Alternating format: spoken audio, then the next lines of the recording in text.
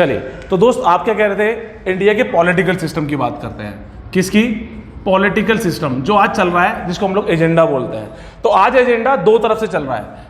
क्या चल रहा है? दो तरीके से, कि इसमें एक पार्टी है जो बात कर रही है किसकी, देश में एक कानून लाने की, यूसीसी की डिमांड करती है, और एक पार्टी कहती है जी हम लोग यूसीसी को नहीं आने देंगे, यानी कि यूनिफॉर्म सिविल कोड को।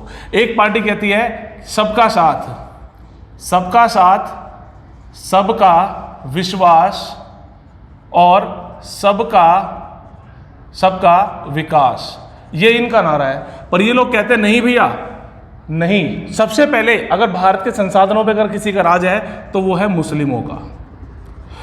क्यों हुआ ऐसा? क्योंकि इन लोगों ने, यानी कि एक पॉलिटिकल पार्टी का जो सिस्टम है, उसने क्या किया, 1964 में क्या बनाया, वक्फ बोर्ड बनाया।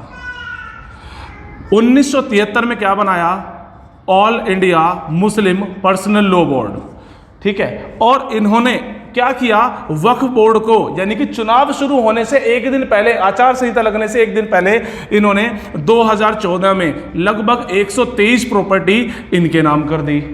यानी कि एक पार्टी कह रही है भैया हम लोग प्रधानमंत्री जीवन ज्योति बीमा योजना लेके आएंगे, प्रधानमंत्री फसल बीमा योजना लाएंगे, किसानों के लिए लेंगे। वो पार्टी तो हिंदू मुसलमान कर रही है, जो सबका साथ, विकास, सबका प्रयास की बात कर रही है। और ये लोग कहते ही हैं कि इसमें भारत के संसाधनों पे सबसे पहला अगर अधिकार है तो मुसलमानों का है।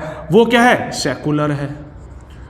तो देश की जो राजनीति है वो इस भाषा में चल रही है, इस पथ पे चल रही है। तो दोस्तों यही रीज़न है, आप अब लोग जो वोट करने जा रहे हो तो देख के चलें, और वोट को ध्यान से देख के चलें कि हमें किसे वोट करना है। उन्हें जो यूसीसी, यानी कि एक देश एक विधान एक कानून की बात करती है, या एक देश एक कर की बात करती है, या एक देश एक पॉलिसी की बात करती है, या वो लोग जो कहते हैं भैया सबसे पहले आती है हम लोग यूसीसी को लागू नहीं होने देंगे, सीएए को लागू नहीं होने देंगे। ऐसे बहुत सारे प्रोविजंस हैं जहां पर ये लोग कहते हैं कि भैया हम लोग तो सबसे पहले सपोर्टर ही इसके हैं। तो आपको किसे वोट करना है ये आप लोग सोच सकते हैं।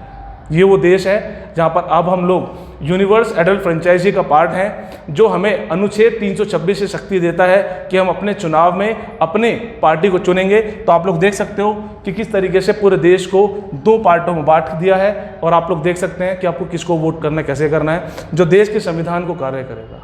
ठीक है, ये मेरी आपसे अपील है, देखें और उसके बाद वोट करें। Thank you so much.